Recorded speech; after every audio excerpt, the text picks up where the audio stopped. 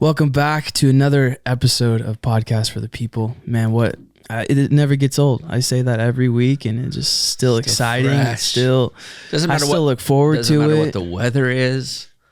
We live in California, and I think it's rained more in the past 2 months than I've ever seen in my life, which I like that. It brings me. I wish it would rain once a week, honestly. But why are we talking about the weather right now? That's so weird. Because we can. Because it's a podcast. If it's your first time, thank you for tuning in. We're Podcast for the People. My name is Talon Pollock. I'm here with my dad, Matthew Pollock. How you doing, Dad? I'm doing really good, and I wanted just to say this. I know that you guys are into pickleball. Yeah. And Mom and I have picked it up. I saw on the television that this Sunday on ESPN is the pickleball championship game. No way. It's gone public. It's on ESPN now. I mean, it's legit. That's crazy. Did you know about that? I actually didn't know about that, but all I know is that a lot of people hate pickleball for some reason. Really? It's really, I don't know why. Like We've played one time, really enjoyed it, and if you would ever invite us again, we may play more. Yeah, let's do it tomorrow or tonight. Actually, tonight's the day we go. But all small talk aside, man. Today is a special day, and we vowed to make these episodes more. Just go beyond just us two and really bring new people in. And today we have an incredible guest, and I know that you kind of wanted to lay out a backstory with all that, but so feel free to go into that. Yeah, we have a great guest, David Hudson, all the way from Santa Barbara. David, we're so thankful to have you here and a part of things. I can remember that when I had come out of Bible college at our local church there, I was really privileged to do a men's breakfast. It was like a big deal. You know, I spoke at a men's breakfast. And at the end of that, there was a gentleman that waited in line for me to come up. And at the end of that was Keith Hudson, David's father. And he took me aside in that moment. I was in my young 20s, just out of Bible school, trying to navigate the will and plan of God. And he just said to me in so many words, I see God's hand on you, and I'm going to be here for you and walk it through. And that relationship has been paramount, instrumental to my life. Support, encouragement, strength. It's just been like a family relationship.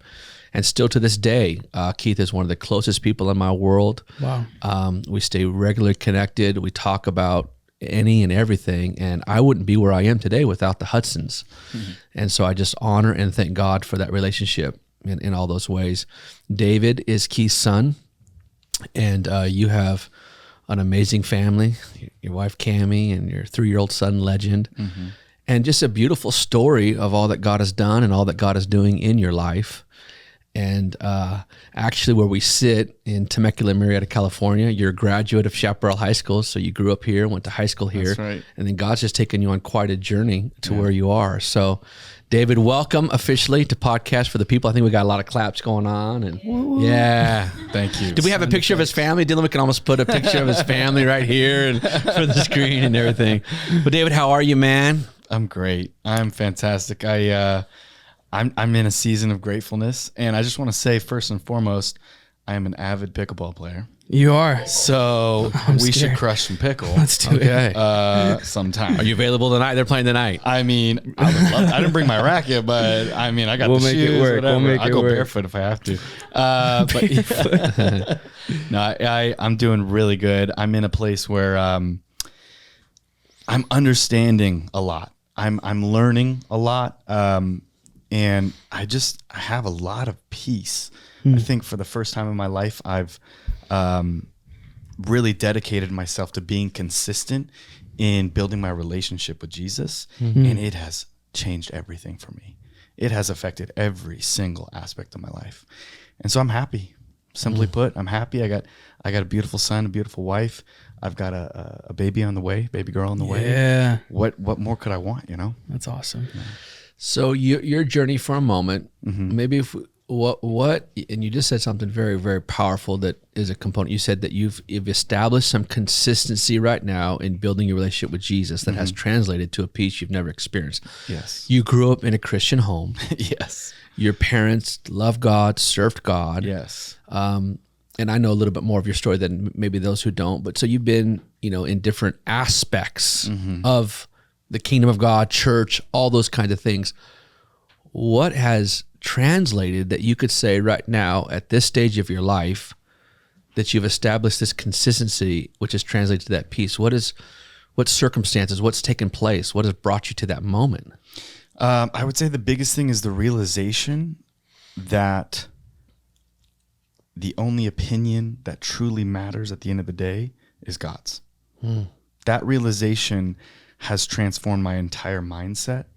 I want people, I want society, I want my family, I want everybody to love me. I want to be loved like most of us do.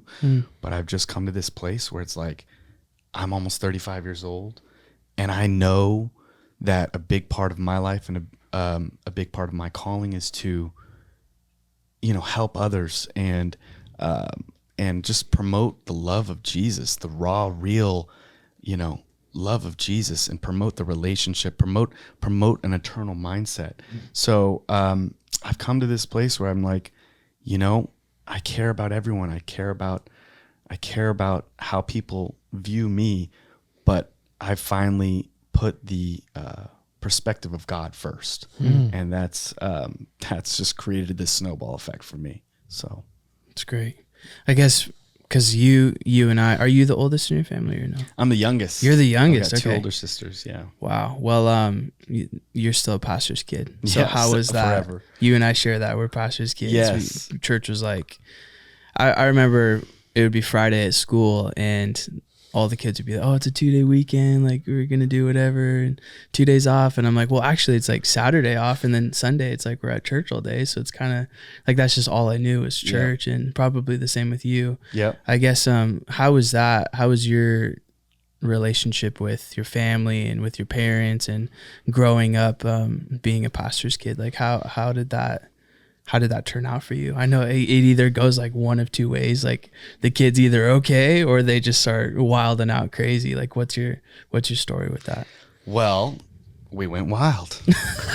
I'm just going to be real with you. You were the wild one. Me and my sisters, we all moved out at 17. Yeah. Because we were like, let's go check it out. Let's go explore the world. Let's go see what else there is to offer, because we were pretty sheltered growing up. There's a lot of beautiful aspects about growing up as a PK. I'm sure you would probably agree. Right. It was rough though in a lot of ways too, because you grow up and as a PK, you do something wrong at home or you mess up at school or, you get suspended, whatever. You don't just go home and have two parents that are disappointed in you and are like, what are you doing? And, kind of trying to talk to you about your big mistake. But you go to church on Sunday and oh my gosh, everybody knows. The whole congregation knows that I just, punched that kid in the face or whatever. Like last week, I never punched anybody, but something like that took place like that. They caught me smoking pot in the bathroom, whatever. The whole congregation knows. So it's like you have this whole group of people that you feel judged by.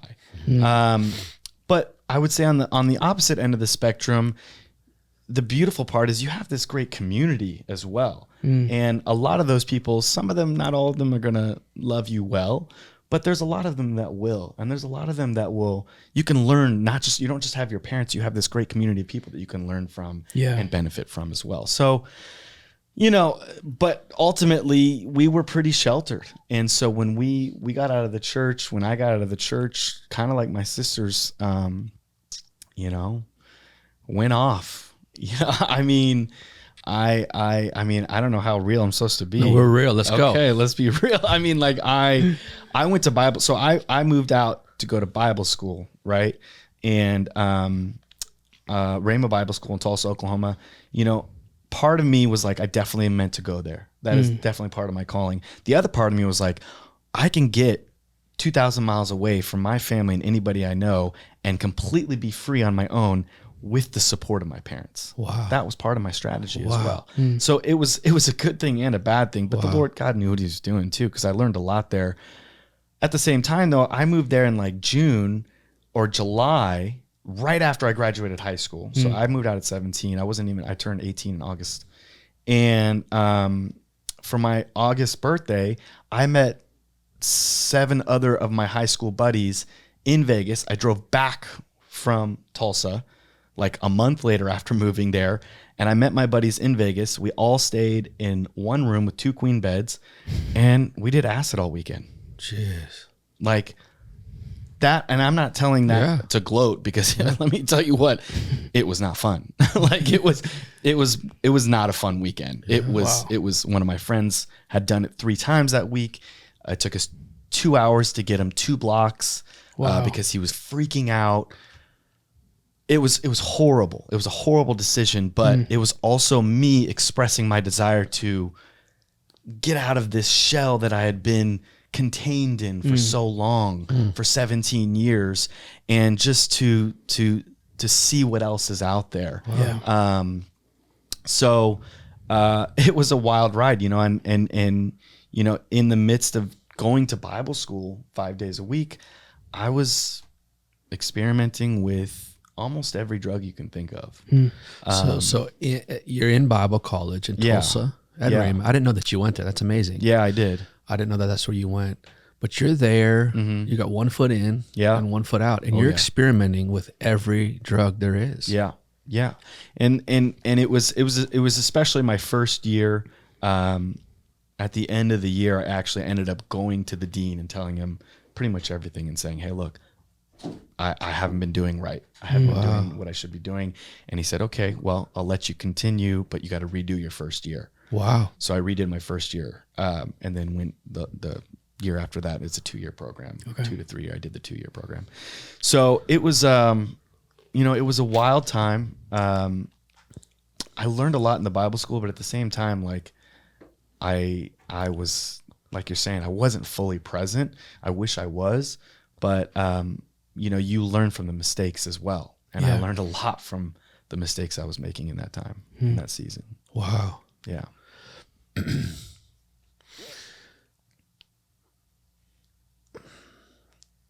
The enemy plays the long game so often too. And he wants to, it doesn't matter if you're peak in any environment, he wants to connect our lives to slavery, to bondage, to addictions, to strongholds that can leverage our lives in a sense where he can create leverage to diminish the fullness of God's plan in our lives. I thank you for where you just went, and that's the real story of your life. Here you are now. Did that lifestyle maybe of addictions or of parting, how long did that last? What did that look like? How did you manage that?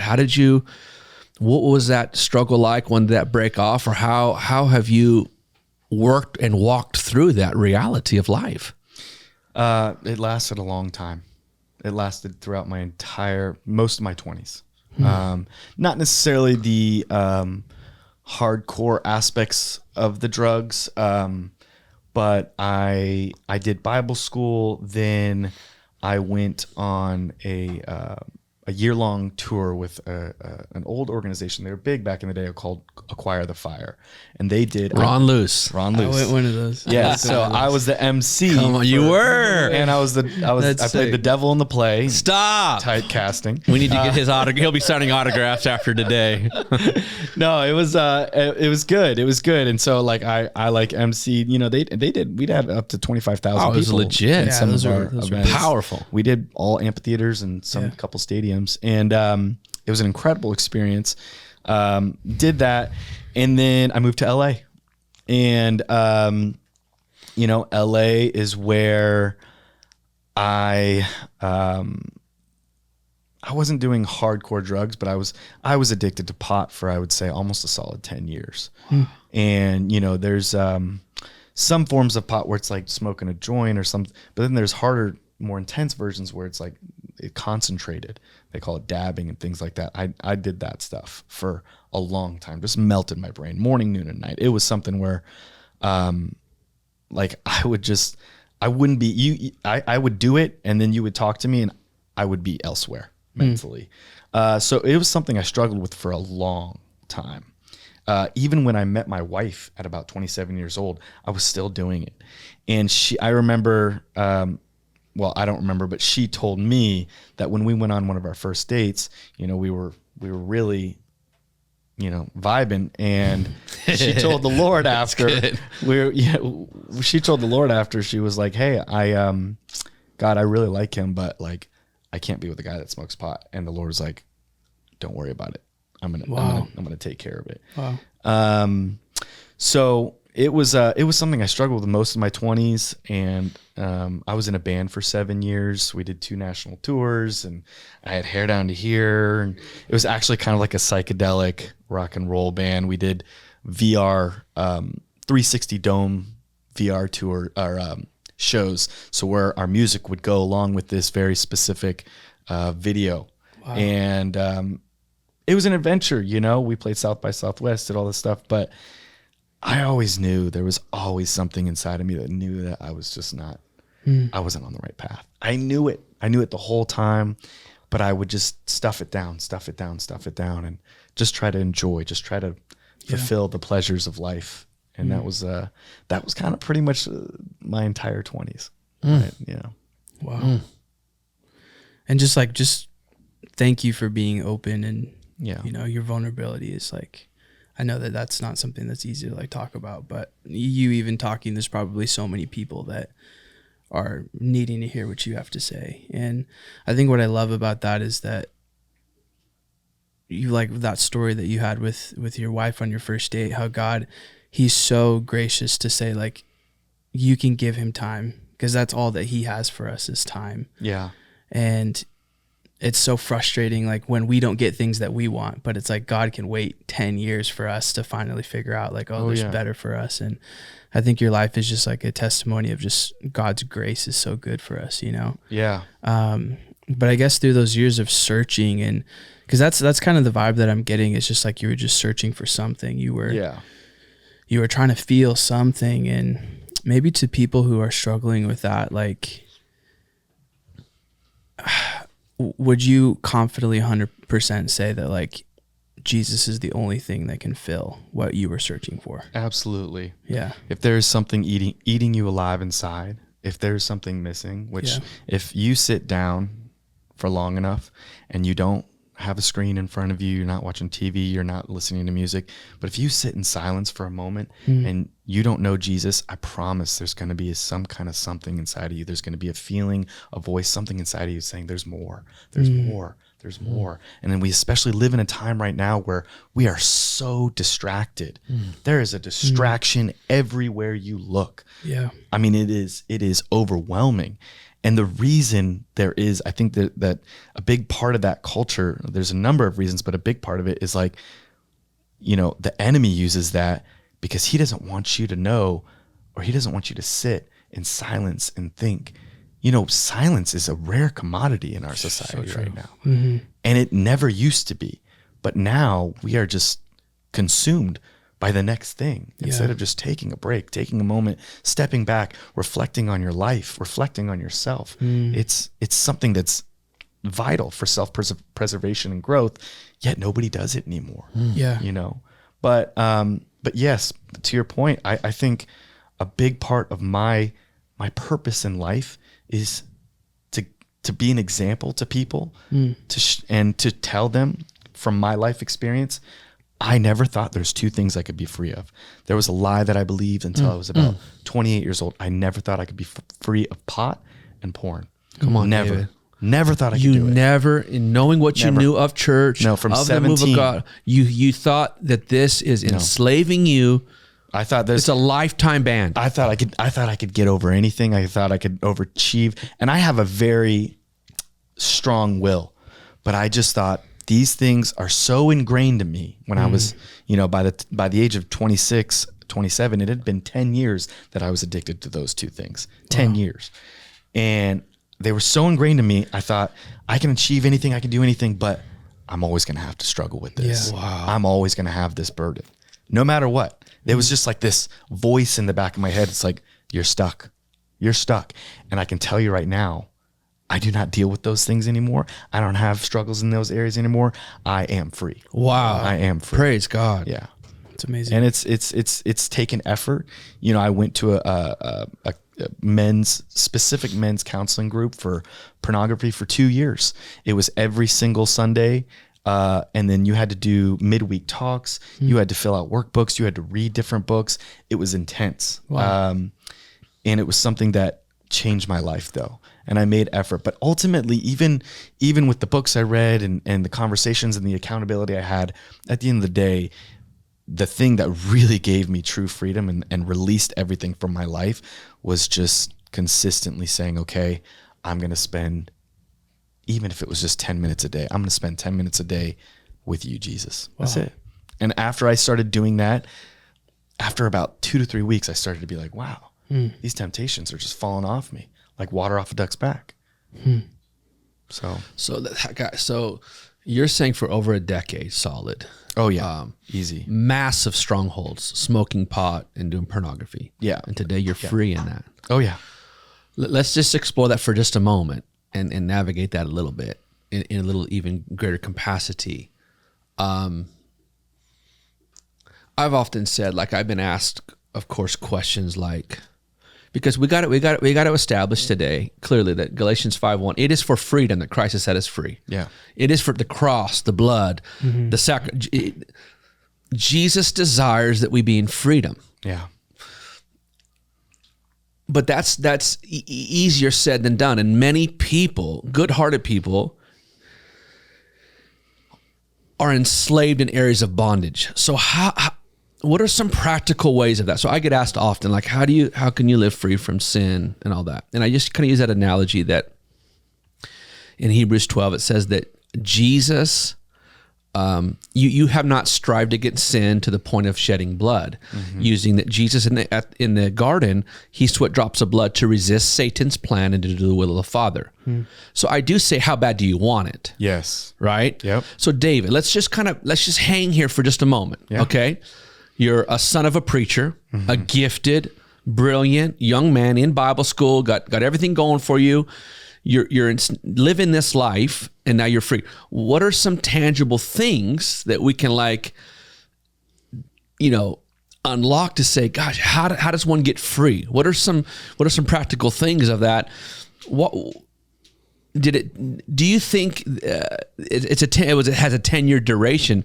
Do you think that it needed to be 10 years? Do you think that there was some things that you could have done to shift it, to change it? What happened inside of you? Was it your wife? Was it, I don't want to lose my family? Like, what were some of the tangible things that brought you to a moment go, I have to resist this thing? Yeah. I have to draw a line in the sand and say enough is enough. Did you get to a rock bottom point, or what?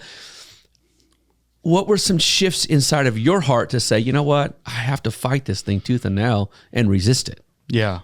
Well, I would say, to your point, absolutely. For up until I met my wife, I didn't want it.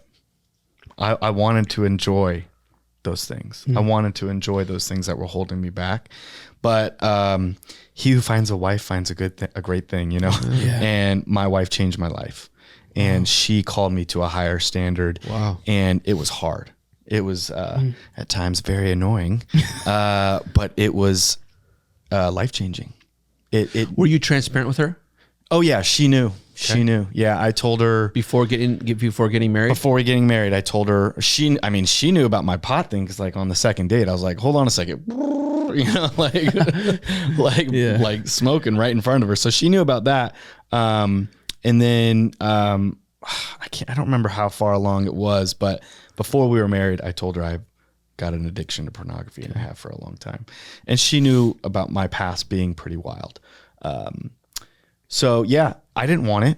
And then my wife helped me to understand how much of my potential was being held back because of these things. And then furthermore, I really started to realize that I was numb to so much. I was numb to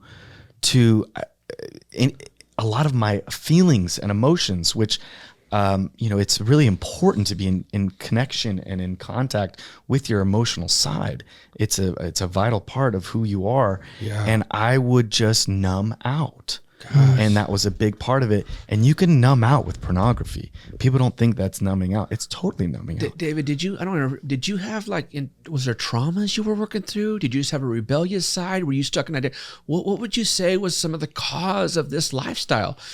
was there was it undealt things? Or you just had in high school, kind of a wild side to me. I just had a weird bug. I just kind of wanted to scratch an itch that I wanted to explore a little bit. But was there things that could you connect it to something else? Yeah.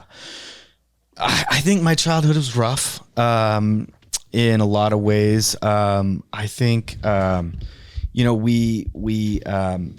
my parents started churches and then would move every couple of years. And that was pretty much up until the age of like 10, 11. So I never really had roots. Even now, this day, I don't remember a lot of my childhood because I feel like when you root yourself somewhere, that's when you can really start to remember things and implant your life there. But if you're always going someplace and then within a year or two, you're uprooting and moving on, it all becomes kind of like a fuzzy, hazy dream, So it was a lot of that. And then, the family dynamic, there was some rough stuff there. It wasn't, being a pastor's kid, doesn't always mean, and this is obviously not for every pastor, but, sometimes the home life can be not as it's presented to be. Not to get into too many details, but there was some really rough, and we struggled with money. I remember some days, now I know the real reason, but some days my parents would be like, "Oh, you kids eat tonight because we're fasting." Well, they weren't fasting. They didn't have enough money for everyone to eat.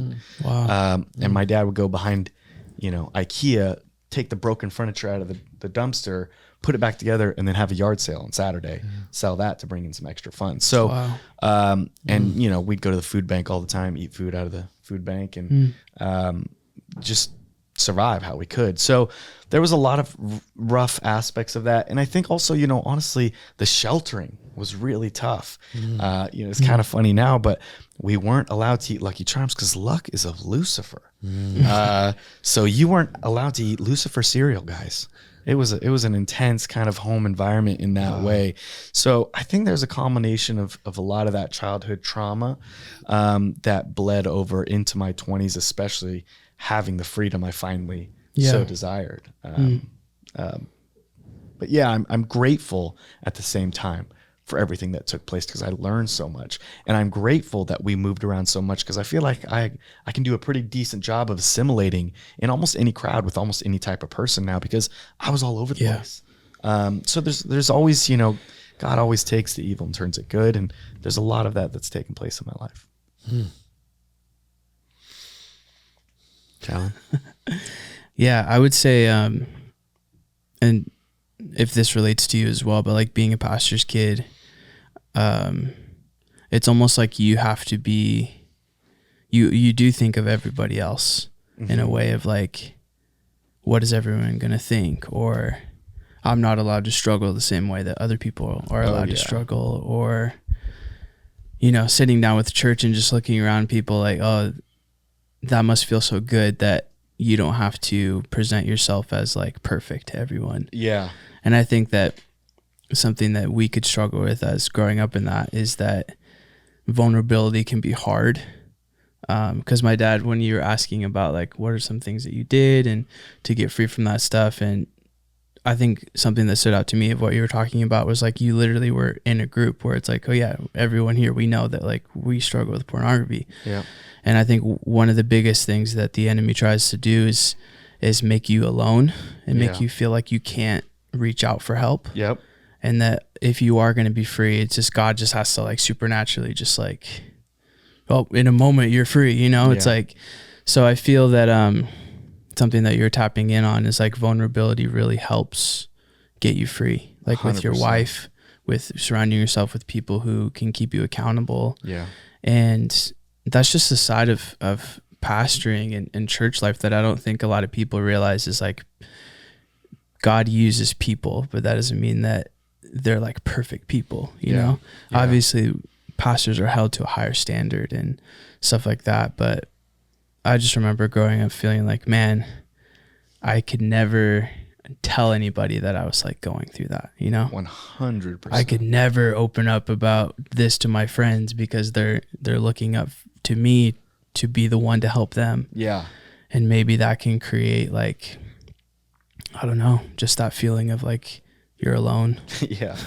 Well, you're like the spiritual pinnacle of, you Right. know, like the community. You're like the Pope's son, you know, the local Pope's son. Right. You know, it's like, Right. you have to be like, Yeah. you know, pure as a lamb in every way. Right. It's like, it's hard. It's hard. And especially as men, you know, we're not as vulnerable. Yeah. Men just aren't prone to vulnerability like women can be. And it's just something where, add that on top of it as a PK, it's like, I'm just going to stuff all this inside, you know, I'll just put it back there and not tell anybody. And then, you know, especially when you're young, you don't realize, oh, that stuff's going to come back. It's going to grow, and it's going to come back unless you deal with it. Yeah. Unless you let it out, unless you deal with it and create measures to improve. Yeah. It doesn't just go away.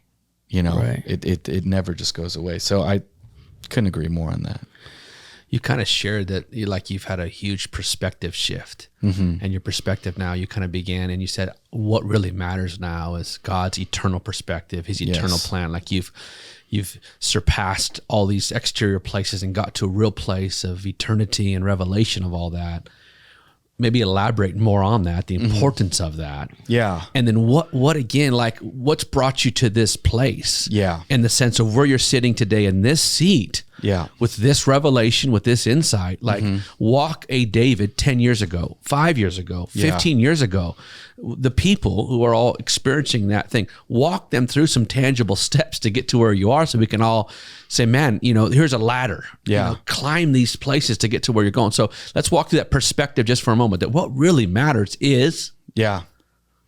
What really matters is your relationship with the Lord. What really matters is dedicating daily time. It's something we hear time and time again, but the reason we hear it so much is because it's true. Wow. It's true. Yeah. You got to spend time. You got to make time. If you really believe, then you got to kind of show that, you know. It's not like, oh, I believe in God, but I'm never going to actually, if you believe in God, first and foremost, then that's automatically the most important thing in the world. Because if, you know, it's like that old kind of comparison where, you know, I think it was C.S. Lewis actually that was like, you know, if Jesus is true, it's the most important truth that there ever was. Wow. It's the most important thing that ever was. And if it's not true, then, well, you lived a good life and you still were a good person. Yeah. But if it is, you know, it's like the risk ratio, it's huge. But first you have to want it. Second, you have to dedicate time to really like spend in the Lord.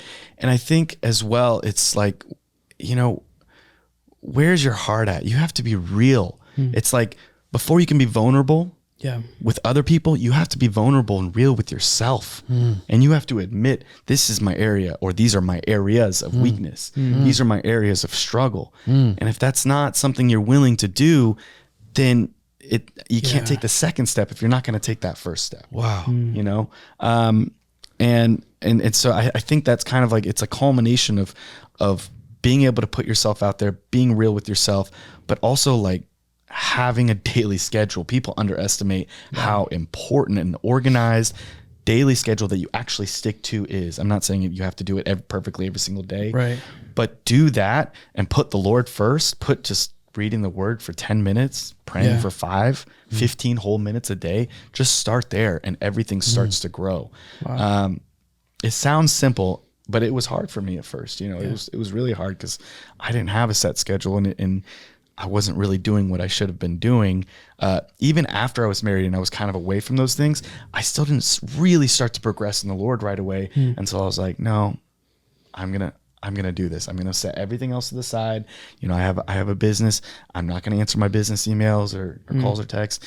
I'm just going to spend 10 minutes just basic reading, basic understanding. Right. And, you know, you don't have to be digging deep into theological, biblical, you know, knowledge. You can just read some simple, like, you know, go dive into the Gospels, just learn about Jesus' life, see the example that he set. Yeah. But it is all, at the end of the day, it's all about intention. What do you really want?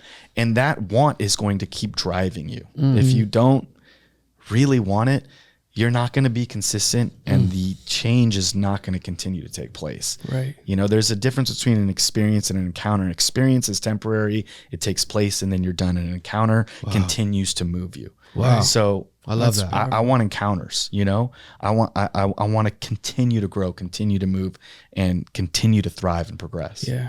And like what you said, you have to want it. Yes. But don't, like, for people out there, don't wait till you hit rock bottom. No. Oh yeah, I guess now there's no other option. I'm at the lowest point in my life. I guess I'll want it. It's like, you actually, if you don't want it, but you have to ask the Lord, give me the desire to change. Yeah. And he can give you that desire. Yeah. You know, like, I'm thinking even just like in physical shape, like, don't wait till you're 30 pounds overweight. Right. Like, if you feel like, don't let it go all the way up here, you could change now. Yeah. Like, and I think that's so encouraging for people to hear, is that you can actually, even after listening to this, you can start that process right now. I thought you were talking about you. I was like, bro, you're shredded. No. Well, it's 4 months ago, I wasn't. Oh, really? Yeah. Wow. So you've been on this journey for real. Yeah, literally. Wow. So just, That's incredible. yeah, because it's so important. You do have to want it. And that, I just got to the place where I was like, oh, I don't feel comfortable in my own skin. I let it go to the point where it's like, okay, now, I want to change. For sure. But you don't have to hit rock bottom, because there's so much repercussions of, man, just for your family's sake, like, just for, like, so many. I think what we have to understand is that the life we live, it doesn't just affect us, it affects everybody around us. 100%. Yeah. And I think what you were talking about is so important, and that what you're establishing in your life, like, us as men, like, we're called to lead our families. Like, you have a wife, you have children. Yeah. And as gracious as your wife is towards you to let you grow and learn, like, you have to lead your family too. And I think that you're showing that, like, God has to be priority in our lives. Mm-hmm. I think that we set ourselves up to fail, thinking that we can be Christian and that God is just like a planet orbiting around our life, instead of us orbiting around God. That's good. Like, everything has to switch up. That's He good. has to become the number one thing. Or else it's all just, whatever. I guess I'll go to church whenever I feel like it. Or, I guess I'll read my Bible when it's the perfect time. And it's like, no, you need to. God says, give him your first fruits. There's something about, what did Jesus do? He would often withdraw early in the morning. Mm-hmm. Something about starting your day off and being an intentional Christian, because there's nothing. I don't think the devil's afraid of Christians who wear that as a title. Yeah. I think he's afraid of Christians that are intentional to put God first. Oh yeah. And I just get excited talking about it, because you're the pastor of this church, but you just want so much for so many people. Yeah. And you can look around and just be like, not judge them, but there's so much more for you, you know? So it's just like, if we all just got a hold of this reality of, like, just give God your first fruits, just put him first, just make a priority to seek him often, and fruit will come from that. And Absolutely. I think you are living proof that there is fruit in seeking him first, Yeah. Yeah. I was going to say that, the funny thing is too, is now that I've really handed my life over to the Lord, where I've really just been like, okay, it's all yours. I've given my life away to Jesus.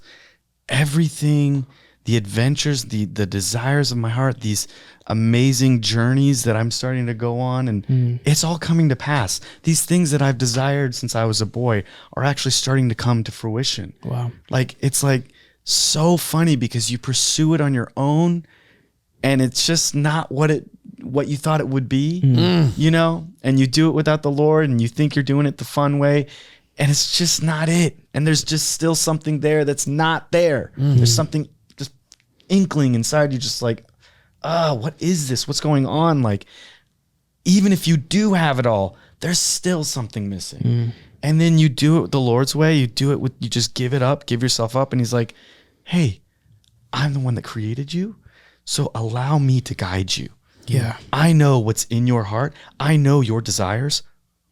let me fulfill those for you. Wow. And let me do it in a way that not only benefits your life, your family's life, your legacy, but also will impact so many people around you. Right. You know, like, what else could you want? What else is there? That's the only way. But of course, that's one of the biggest lies we think. We got to do it on our own, Right. or we can't be free from these things, so we can't pursue the Lord. We don't need to be free from anything.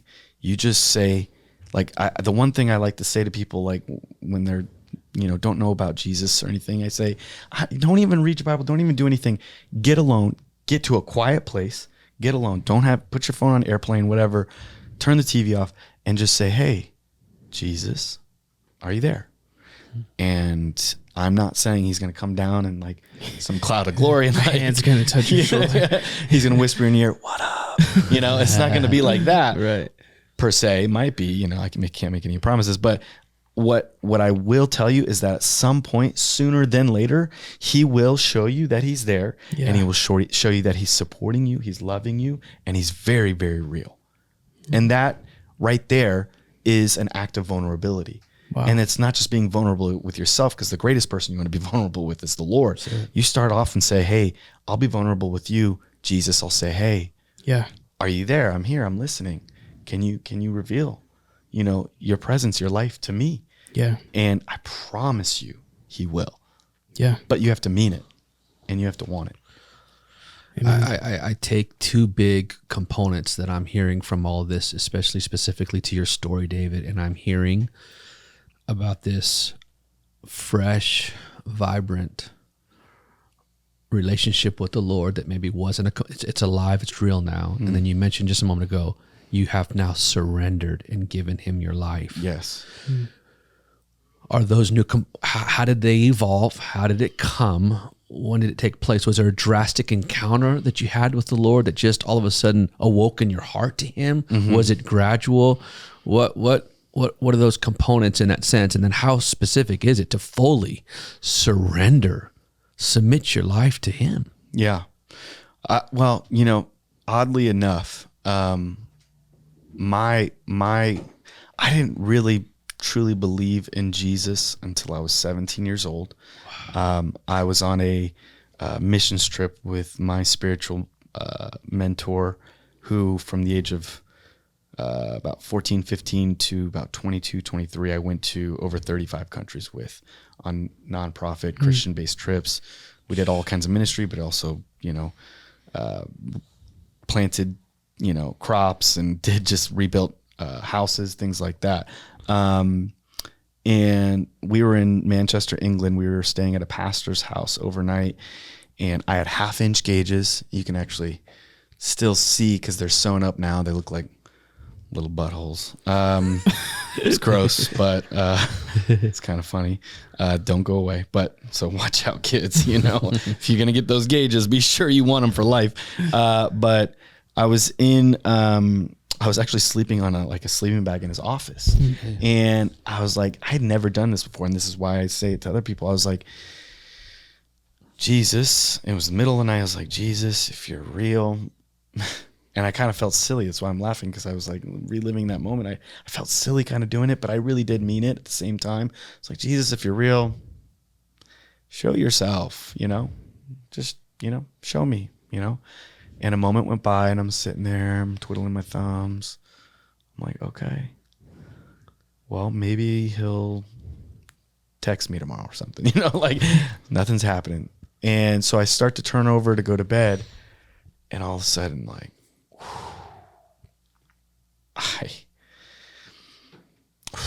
I mean, just feeling it now, it's just like, I have never felt love.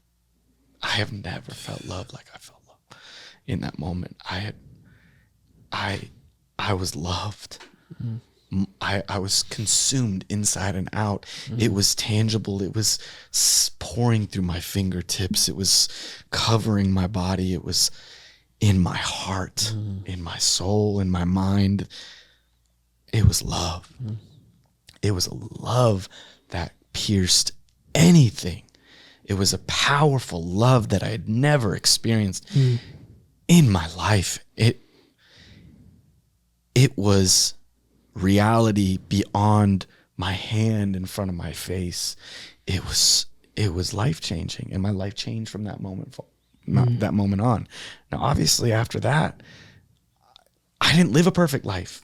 I didn't live a perfect life. But the one thing I never did is I would never shy. If someone said to me, whatever, smoke in the middle of a blunt session, in the middle of a bar, at the club, whatever, and this did happen. If somebody asked me, do you believe in Jesus or something, believe in God, whatever, I would always say yes. I would always say, I know God is real. I know God is real. I know God is real. And that to kind of what you were saying about earlier, that is I would say, along with wanting it, that is something that you have to keep in mind is it's a relationship. Now, God isn't going to mess up. God isn't going to make mistakes. Jesus isn't going to be there and say, oh, I messed up on this. But you are. We are human. I made so many mistakes, even in my later years of pursuit. And that's the thing is you cannot give up. When you fall, you have to stand back up. If you are trying to be free from anything and you relapse like I did, you just have to say, okay, I'm going to keep moving forward. I'm going to stand back up and I'm going to keep going. And that's part of wanting it too, is like, you really want something, you're going to keep going no matter what the obstacles are, no matter how many mistakes you make. Yeah. And so that love, I think, was a really big factor, and it really helped me to continue moving forward. And for most of my 20s, I didn't do much to pursue the Lord. I had a few short seasons where I'd be like, okay, I got to get rid of this stuff in my life and do what I know I'm supposed to do and really go after God. It lasts for 4 to 6, 8 months. And then I'd just be back on the bandwagon of my addictions and partying and everything before. The biggest catalyst was finding somebody that could hold me accountable and call me to a higher place. And that was my wife. Wow. A strong, brilliant, uncompromising. My wife will not compromise. And I'm telling you, there's opportunities that we've had where, we could compromise just a little and have a big reward in a sense. And she's like, nope. And she has helped bring me up to a place where I'm like, no, it's not worth it.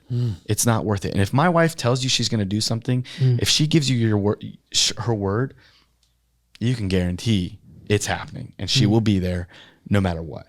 It doesn't matter if, she gets invited to the king's coronation, she will be there for your birthday party. She'll be there, for your baptism. She'll be there, cause you guys planned a brunch or whatever.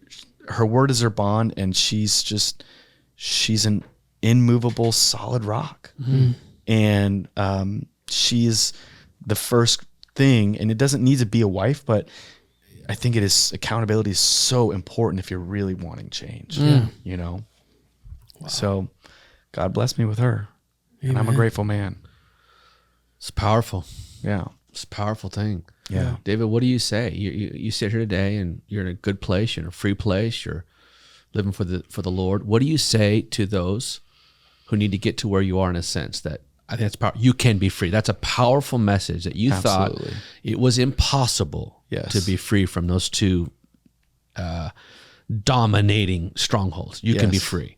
What would you say? What are some move people along, as we have been? I don't want to keep reiterating that, but just speak to that camera and speak to people that once, tell them to surrender, bring them to that place of freedom. Yeah. Where you are. Absolutely. I'll tell you this. If there's an area that you're struggling in, it's because the enemy wants to bring you down in that area, because that's where your strength is. Wow. That's where your power is. So the enemy focuses and points in this specific spot. This is where I'm going to pull him down. This is where I'm going to chain him up. This is where I'm going to tear him apart, because that is where you can be so strong. That is where you can thrive. That is where you can grow.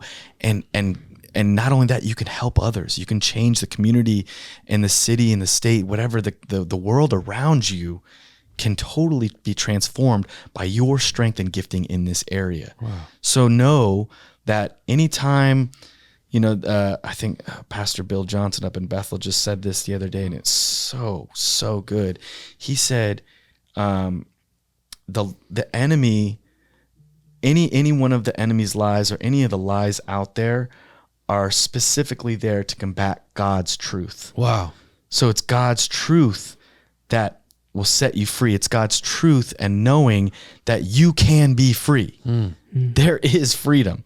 You can overcome any addiction, any problem, any stronghold in your life, anything that's just holding you down. It's possible. That's the first thing you need to recognize, I think, before doing anything else. Praise God. Yes. Is just knowing without any shadow of a doubt, it's possible. That's all you need to tell yourself. And if you don't believe it at first, continue to tell yourself that. It is possible. It is possible. It is possible. There's power in imagination and reiteration. You imagine it and you continue to tell yourself something, no matter what you're doing or no matter what you're imagining, it's going to become true. It's going to become real to you. Tell yourself it's possible. It's possible no matter where you're at in life, no matter if you're in the slum, in the depths of these chains of this addiction right now, just start to tell yourself, even in your own mind, whisper it to yourself. It's possible. It's possible. It's possible. It's possible. I think that's the first major step. Going from there, ask Jesus. Just say, "Hey, are you real? Are you out there? Is this something? Is this stuff that these Christian people talk about? Is this true? And just wait. Just wait. It might not happen right then and there, but something will take place. And if you really want to start diving in, I mean, you got to read the Word. You got to look at the Scriptures. Yeah, it's there's so many great translations out now today. I love the Passion Translation because it's so easy to understand and read, but it's poetic, it's beautiful, and it's just, there's so much life in it. There's so much freedom in it. But, understanding God, building that relationship is all about reading the Word. That's his rock, that's his foundation. And do understand and keep in mind that it is a relationship. Jesus knows us. He knows who we are. He knows everything about us, but we got to learn about him. We have to, and that's a process. When Matt and I, Pastor, we met for the very first time 10 years ago, 15 years ago, whatever it was. I didn't know you. We shook hands. We said hello. And that was it. We didn't have an in-depth conversation and totally share everything about our lives, but the relationship grew. When I met my wife, first thing she said to me was cool necklace. Like she wasn't like, digging in. We didn't give each other a big hug and kiss, and because we just met each other. The relationship has to grow. That's good. But you have to take the steps just like a real relationship. You have to be intentional to make the effort to grow the relationship. So that's kind of the process, but it's, again, Talon, it's really at the depths of your heart. Do you want it? Do you want to be free? And if you really want it, then there is a way. Amen. What's right is worth the fight. Yeah, it's good. That's good. I think to wrap it up, but before that, like freedom, and we talked a lot about like the past and a lot about what you've conquered and been through, but with freedom comes this breath of fresh air to now it's like the possibilities are endless. And I think for something I'm curious to ask you is like, what is God stirring in your heart? What is he placing in your life that you feel called to? Or maybe if it's even a business venture, or maybe it's, honestly anything, like now in this newfound freedom and this newfound like relationship with Christ, what is he doing in your life? What is he saying, like, David, this is what I'm giving your heart after now? Yeah, I think it's two things. I think it's speaking the truth through love. I think right now more than ever, our world needs the truth. It seems like basic principles are no longer accepted. It seems like the subjective is objective. Wow. And your opinion, someone's personal opinion, must be accepted as fact. I think it's a dangerous time. I think we need the truth more than ever. But the truth has to be spoken in love. If you're not saying it with a loving heart, if you're not saying it because you care, if you're saying the truth, but you're trying to put somebody down or hurt somebody with it, you might as well not say anything at all. Wow. So I think the truth through love is one of my main missions. And I'd say the other main mission is having an eternal mindset. The realization that there is life after death will change everything for you. And our time on this earth is a speck of sand in the beaches of eternity. We need to realize that this time is so important, but it reflects on forever. And it's hard for us to even conceptualize forever or eternity as human beings, because everything we see, everything we interact with, everything in our lives is temporal. And I think my mission is to help others understand there is life after death, because that realization will lead you on a really beautiful path. But it'll also change the way you think. It'll alter your choices and decisions. It'll revolutionize everything for you personally if you start to think eternally rather than what can I get now? What can I do now? How can I, please myself here? Or how can I, just do things on my own to promote me? Wow. It's kind of like taking that me, and I guess to both points, it's kind of like, let's get out of this me mindset. Wow. That's where a lot of the problem is. I think the internet has brought us a lot of beautiful things, but it's taken away more. And the worst aspect of the internet is that it's made us become so self-involved and self-focused. Wow. And that's why our personal perspectives and opinions are, or we believe, some people believe they should be fact, and they should be objective for everybody. Yeah. So, just focusing and understanding the afterlife, understanding there is a God, and understanding His love. And the truth at the end of the day is all that matters, and it'll guide your life. Yeah. Amen. Yeah. I love it. It's exciting. Man, I loved, thank you for your honesty, your transparency, and how empowering all that is. I think it just is so relevant to so many people, and what was discussed today is so helpful to being free and to fight for it. And wouldn't you just say, can we all just say, like, truly, the Lord is the strength of our life, and living for Him on fire is the only way. It's the best way. It's it. He is it. It's an eternal perspective, and living for all that. That is the pinnacle of life. And there's so much that goes into the battle of getting us there, but living there and staying there is it's the sweetest thing.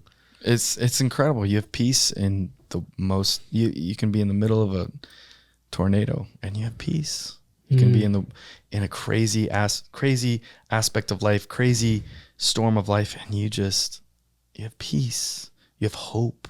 You have confidence that things are going to be okay. Amen. It's going to work out because you have God on your side. That's it.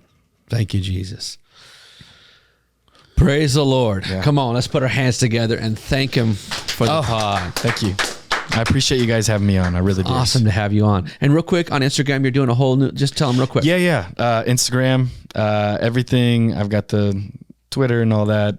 But right now it's focused on Instagram. It's Breaking the Lie. Breaking the Lie. Breaking the Lie. So if you search awesome. Breaking the Lie, that's me. Perfect. We'll probably have that up on the screen too, and all that in the bio and stuff like that.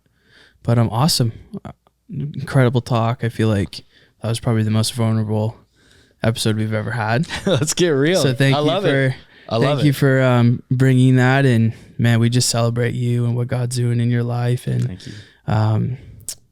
We need to play pickleball soon. Let's go. So maybe we'll do a pickleball podcast. And no, I'm just kidding.